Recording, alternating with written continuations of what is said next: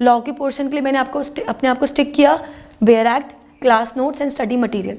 जो क्लास में नोट्स लिखे जाते थे उसमें अगर करंट अफेयर्स में कुछ करंट लीगल इशू चल रहा है जो उस बेयर एक्ट के उस सेक्शन से रिलेटेड है तो उसको मेंशन कर लीजिए, आपके नोट्स इंप्रूव हो जाएंगे। लिमिटेड सोर्स रखिए, उसकी रिवीजन बहुत बार रखिए आप, क्योंकि आपको जब आंसर राइटिंग करने होते हैं सबके पास लिमिटेड वही केलकर बुक होगी या वही नोट्स होंगे, सब उसी से लिख के आ रहे हैं। तो लॉ में भी 150 क्वेश्चंस होते हैं। जो लॉ के 150 क्वेश्चंस होते हैं वो 2 मार्क्स ईच होते हैं। जो जीएस के 150 क्वेश्चंस होते हैं 1 मार्क्स ईच होते हैं। ऐसे नेगेटिव मार्किंग इंट्रोड्यूस हुई थी। सो इस बार के लिए मैं बहुत कॉशियसली, बिकॉज मुझे लगता है कि हम अब तुक्के पे आप बिलीव ट्रस्ट नहीं कर सकते। आप इंटेलिजेंट गेस लगा रहे हैं तो भी आप ट्रस्ट नहीं कर सकते, आप रिस्क नहीं लेना चाहेंगे।